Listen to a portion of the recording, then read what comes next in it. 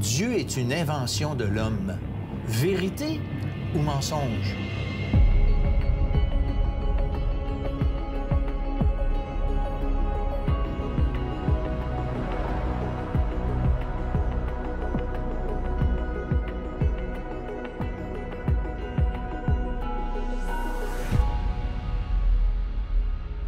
Bonjour, bienvenue à l'heure de la bonne nouvelle. Aujourd'hui, on est dans notre série qu'on a appelée « Détecteur de mensonges ». On va utiliser certaines croyances populaires qui sont autour de nous et on va les comparer et on va les mettre à la lumière de la Bible, la parole de Dieu. Alors, j'ai avec moi Martin. Salut François. Mon cher Martin L'Hébreu. Écoute, Martin, dans le monde qu'on vit, la notion de Dieu est relativement populaire, même si elle est différente d'un peuple à l'autre, d'une région à l'autre. Mais il y a quelque chose chez l'être humain qui fait en sorte que il y a une croyance là, généralisée, au fond. Mais c'est évident qu'on a tous une fin en nous pour un être supérieur. On le voit, comme tu dis, dans tous les peuples, partout, les milliers de religions. Il y a une fin qui est vraiment en nous. Mais la question qu'il faut se poser, c'est est-ce qu'on a inventé Dieu pour combler cette fin ou est-ce que c'est Dieu qui a mis cette fin-là en nous pour qu'on puisse le chercher puis le trouver? Puis moi, je crois que Dieu, c'est lui qui a mis cette fin-là, ce désir-là en nous pour le chercher et le trouver. Nous, on n'a pas inventé Dieu. Ce qu'on a inventé, par exemple, c'est la religion. Parce que la religion, c'est l'homme qui essaie d'atteindre Dieu par toutes sortes de manières et on en a partout, dans toutes les peuples. Ses propres manières. Moi, Martin, il y a souvent des gens qui me disent « Ouais, François, regarde, toi, tu me prêches l'Évangile avec ta Bible, mais il y a tellement de religions, c'est mêlant. » Puis ça, j'avoue que ça, pour ceux qui nous écoutent, je vous comprends. Mais moi, pour moi, la multiplication des religions à travers le monde est un peu une preuve que Dieu existe parce que cette soif d'avoir quelque chose de l'au-delà est une preuve que ça existe vraiment et qu'on a, comme tu dis, besoin. J'ai lu un auteur, Francis Collins, il était athée. Il s'est converti au christianisme, puis je lisais un de ses livres.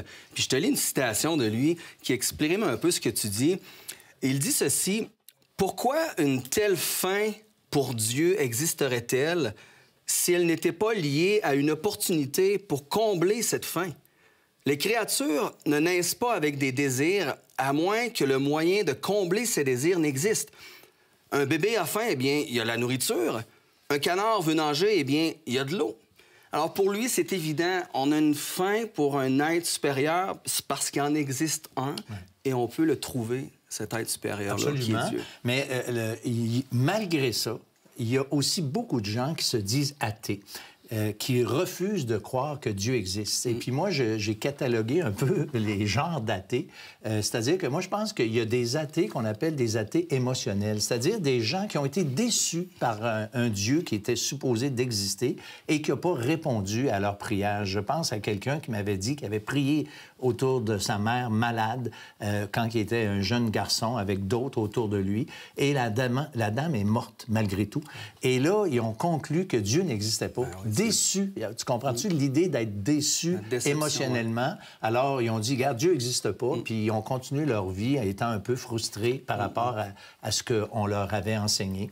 Puis il y a aussi une autre sorte d'athées, c'est les athées, au fond, qui disent que Dieu n'existe pas parce que au fond, les Québécois sont très friands de cette sorte d'athéisme. C'est que ça leur permet de croire ce qu'ils veulent, de décider c'est quoi qui est bien, qui est mal, et surtout d'avoir cette conviction que jamais ils auront à rendre compte à qui que ce soit parce que Dieu n'existe pas. C'est très attirant, cette idée-là, de pas rendre compte à personne. Absolument. Ah oui.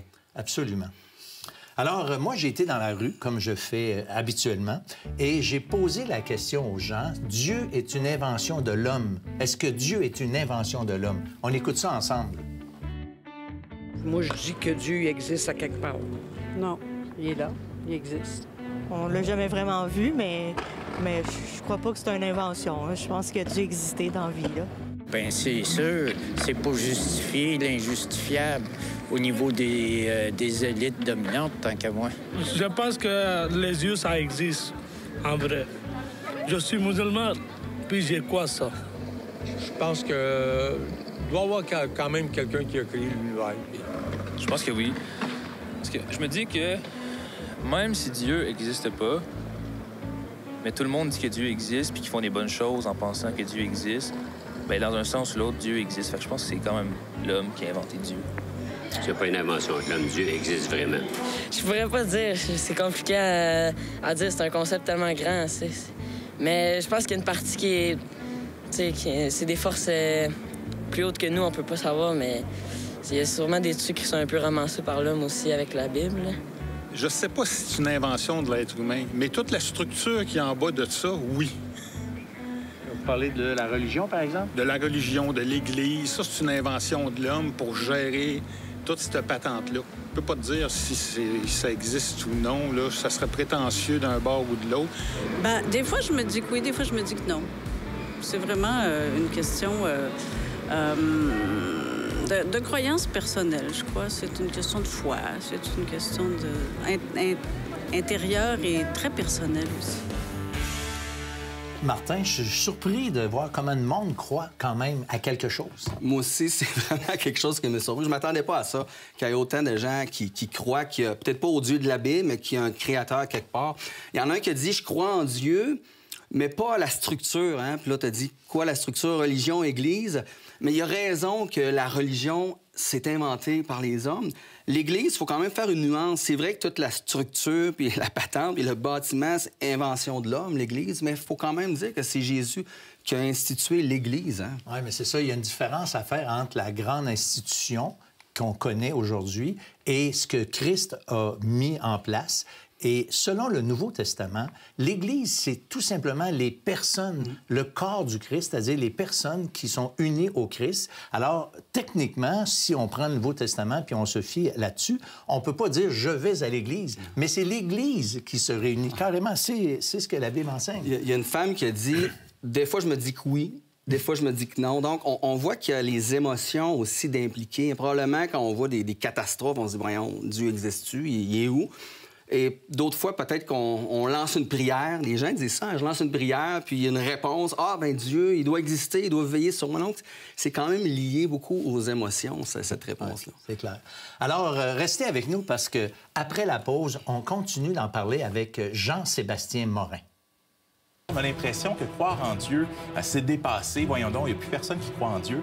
Mais quand on regarde au milieu et que tu parles à monsieur, madame, tout le monde, on se rend compte, wow, il y a plein de gens qui disent croire en Dieu. Croyez-vous que Dieu a créé la Terre en 6 jours? Et 50 des Québécois auraient répondu oui. Il y a 50 d'imbéciles un peu au Québec parce que c'est un peu dans les milieux, on se dit, bien, si tu peux pas être intelligent et croire en Dieu. Vous avez des questions ou des commentaires sur ce que vous venez d'entendre? Contactez-nous par téléphone ou réagissez sur les médias sociaux.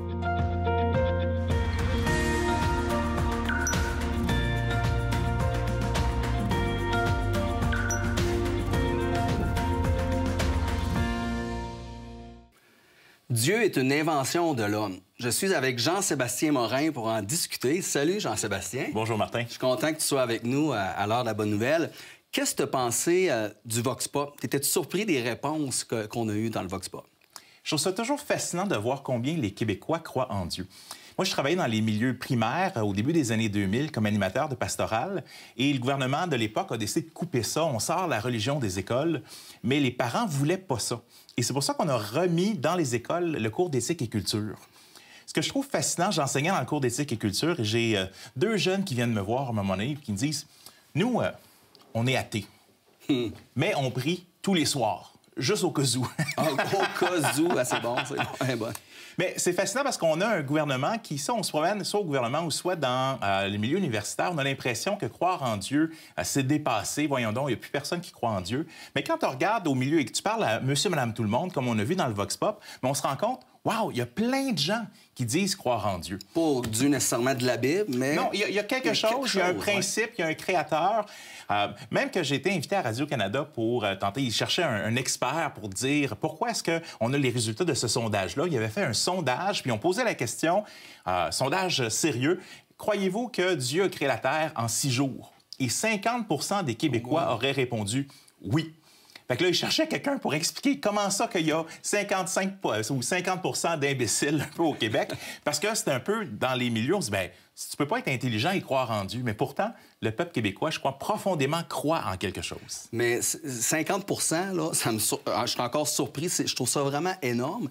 Mais tu sais, on est aujourd'hui, dire qu'on croit en Dieu, c'est pas populaire. Alors, comment t'expliques une statistique aussi élevée, 50 quand même? Il y a un passage dans l'Ancien Testament, dans l'Ecclésiaste, c'est un de mes livres favoris, ça parle beaucoup de philosophie, de pourquoi est-ce qu'on est ici, qui dit quelque chose comme « Dieu a mis dans le cœur de l'homme la pensée de l'éternité ». Et même le verset continue, il dit « Même si l'homme ne pourra pas tout comprendre, il y a au moins cette idée de dire, l'homme va dire « Il doit y avoir quelque chose ».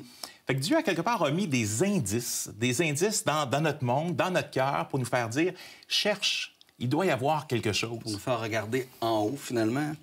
Un de ces indices-là, c'est donc cette idée de il doit y avoir quelque chose, la vie ici-bas, il doit y avoir plus que ça. Un autre indice, c'est les commandements de Dieu. Souvent, peu importe la société dans laquelle que tu regardes sur la Terre, ce qu'on a dans les 10 commandements, les gens vont arriver avec quelque chose de très semblable. Pourquoi? Parce que Dieu a aussi mis la conscience dans notre esprit. Donc, on a une idée d'éternité. On a aussi un compas moral qui est très semblable les uns des autres. Fait que ça fait déjà 2 indices. Puis il y a un troisième indice qu'on peut voir aussi, on va le voir, et j'aimerais le lire dans Romains, chapitre 1. Il nous est dit ceci. « En effet, les perfections invisibles de Dieu, sa puissance éternelle et sa divinité se voient fort bien depuis la création du monde, quand on les considère dans ses ouvrages. Ils sont donc inexcusables, puisque, ayant connu Dieu, ils ne l'ont pas glorifié comme Dieu, ils ne lui ont pas rendu grâce, mais se sont égarés dans de vains raisonnements, et leur cœur sans intelligence a été plongé dans les ténèbres. À quelque part, j'aime l'idée, le mot miracle peut vouloir dire signature, et je crois que quand on regarde dans la création, et ça de l'infiniment petit à l'infiniment grand, quand je regarde le ciel, puis je vois les planètes, puis je pense à tout ce qu'il faut pour que la vie même puisse être sur Terre, je me dis « Wow! » Il y a une signature ici, et il faut quasiment se fermer les yeux pour pas voir. Moi, je suis surpris aussi parce qu'il y a de plus en plus de scientifiques. En fait, plus on découvre, plus qu'il y a des scientifiques qui se disent « ça se peut pas qu'il n'y ait pas de Dieu en arrière de cette création-là parfaite ». Mais tu penses quoi de cette croyance populaire « Dieu est une invention de l'homme » ? Je pense que des fois, c'est un peu l'inverse. C'est que l'homme se façonne un Dieu à sa propre image. À quelque part, quand on pose la question « Qui est Dieu selon toi? » ils vont sortir une idée « Ah, Dieu veut que je réussisse dans tout ce que je fais. » Un Dieu qui est un genre de génie, un Dieu qui ne remettra jamais en question.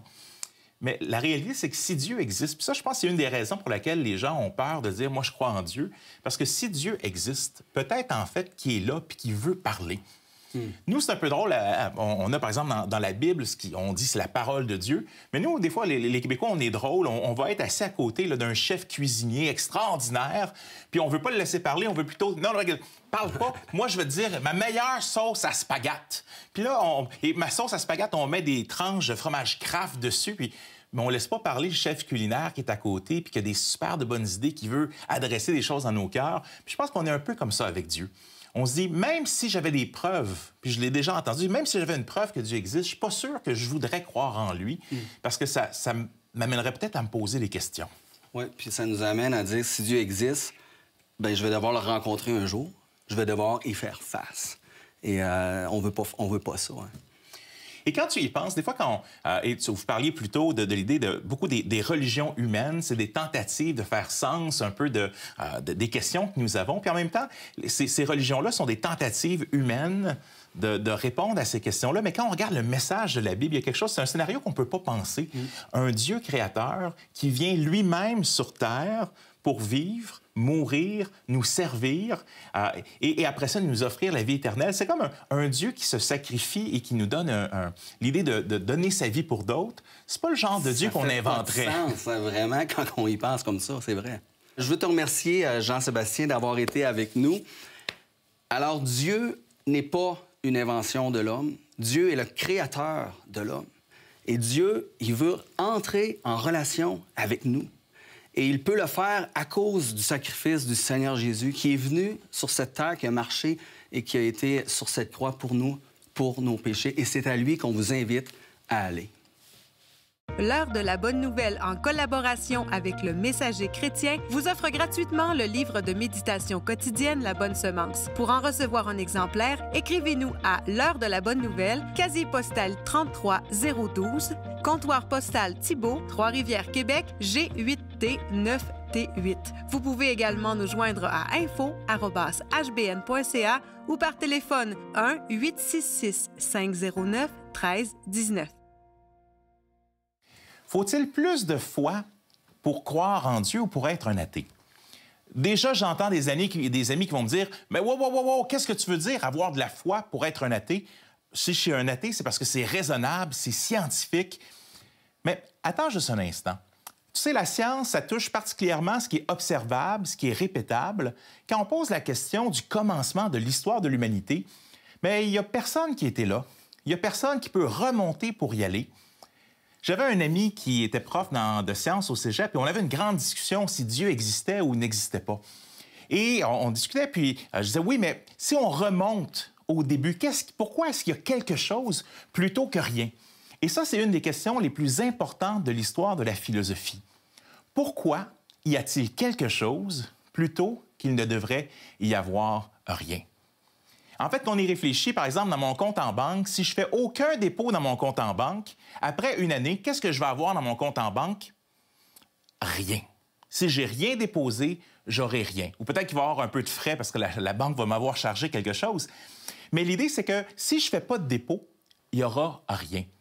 La question philosophique, c'est pourquoi y a-t-il quelque chose aujourd'hui alors qu'il y a un moment où il y avait absolument rien? Comme le dit le principe en science, de rien, rien ne vient.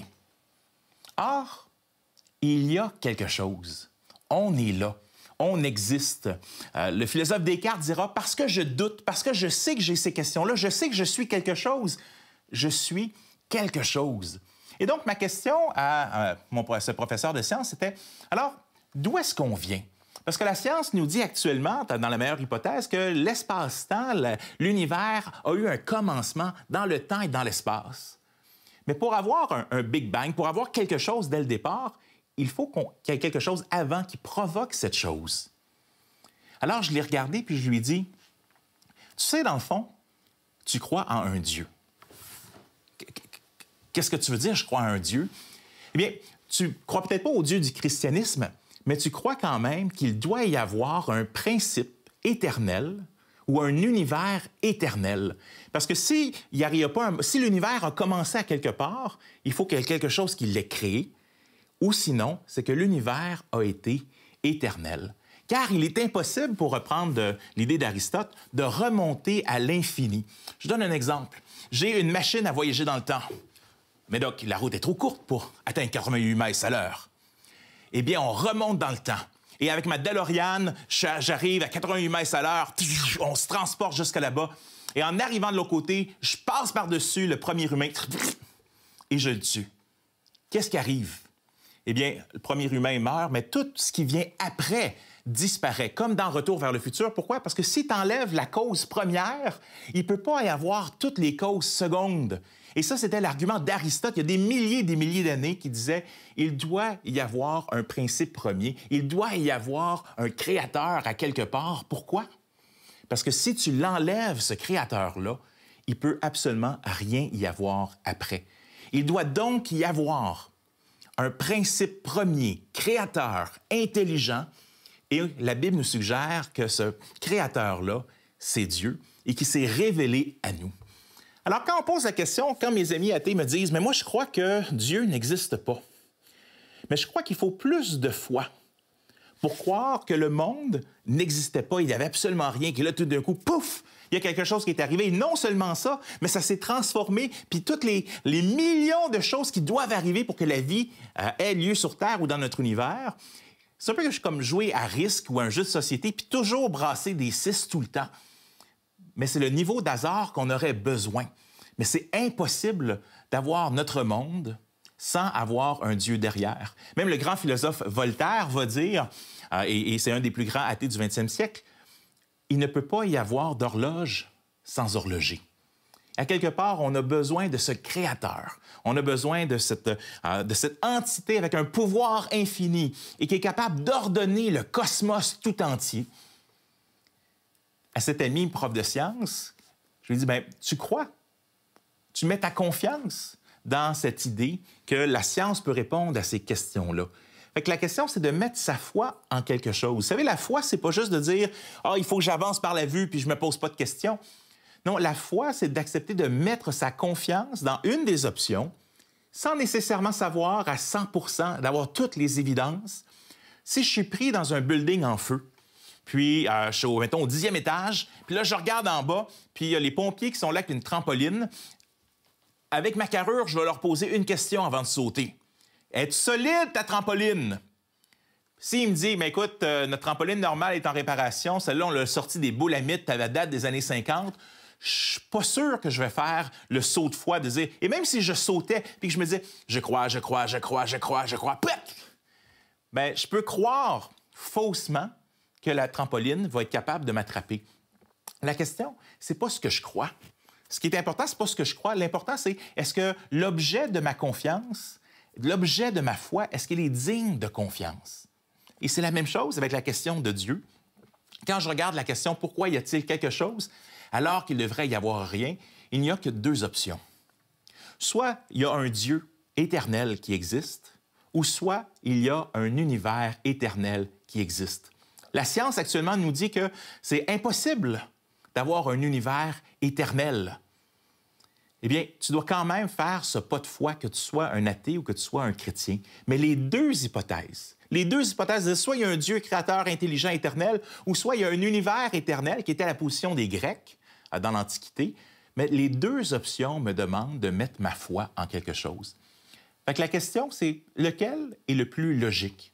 Il y a des choses qui dépassent notre raison, mais ce n'est pas parce que l'être humain ne peut pas comprendre certaines choses que c'est nécessairement illogique pour autant. Mettre sa foi, oui, que tu sois un athée, que tu sois un croyant, tu dois mettre ta foi en quelque chose. Et dans ce cas-ci, devant toutes les évidences qu'on a dans le monde, eh bien, je pense que des fois, l'athée préfère se fermer les yeux devant les évidences. Pourquoi? Parce que ça aurait des implications pour sa vie. Mais ça, c'est une toute autre question. On a entendu d'excellents arguments pour croire que Dieu existe. Mais fondamentalement, on doit réaliser qu'il y a un appel à l'intérieur de ça. Et moi, aujourd'hui, j'aimerais vous convaincre ou vous encourager à répondre à cet appel, à faire confiance non seulement dans le fait que Dieu existe, mais qu'il s'est aussi révélé dans la Bible, la parole de Dieu, et que cette révélation-là contient quelque chose d'extraordinaire, c'est que Dieu est un Dieu d'amour, qu'il nous aime et aimerait être en relation avec nous comme on ne l'a jamais été. Mais le péché, nos fautes, notre indépendance nous a éloignés de ce Dieu-là. Et maintenant, Dieu nous appelle. Ses mains sont tendues vers nous pour que nous puissions venir à lui. Et le Christ sur la croix, ayant payé de sa vie pour que nous puissions être réconciliés avec Dieu, bien, on est invité, on vous invite encore, nous, aujourd'hui, avec la Bible en main, de recevoir ce Christ qui pardonne les péchés et qui veut rétablir cette relation. Alors là où vous êtes, vous pouvez, devant Dieu, seul avec lui, lui dire, « Seigneur, je reconnais que j'ai un problème, que je t'ai rejeté. Ça faisait vraiment pas mon affaire de croire en toi, parce que oui, j'avais aussi, moi, ce désir de faire ce qui me plaît, puis décider c'était quoi qui était bien, qui était mal. Mais je reconnais que toi, la vérité est dans la Bible, la parole de Dieu, et que je veux, moi aussi, maintenant, marcher avec toi et recevoir ton saint pardon. » Alors, vous pouvez le faire, cet exercice-là. C'est très important parce que c'est ce que la Bible appelle la conversion à Dieu. La Bible aussi parle de repentance, de se détourner de notre vie d'indépendance et de vivre maintenant, jour par jour, avec ce Dieu d'amour et qui a tellement de belles promesses pour l'éternité. Et ainsi, vous vivrez avec Dieu dans une paix parfaite et en harmonie avec lui. Vous avez des questions ou des commentaires sur ce que vous venez d'entendre? Contactez-nous par téléphone ou réagissez sur les médias sociaux.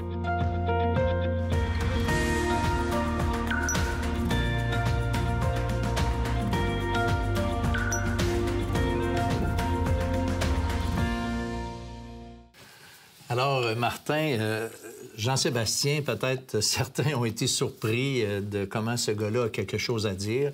Et puis c'est vrai, moi je le connais depuis relativement peu de temps. Mais cet homme-là, Jean-Sébastien, a aussi écrit quelques livres. Et je les ai ici, mais je voudrais juste vous en montrer un simplement, parce que c'est en fait un bon livre qui explique c'est quoi la foi chrétienne. Et il est disponible dans toutes les librairies chrétiennes qui existent. Vous pouvez le faire venir ou peu importe. Mais bref, c'est un document qu'on vous encourage à lire. Alors, Martin, Dieu existe.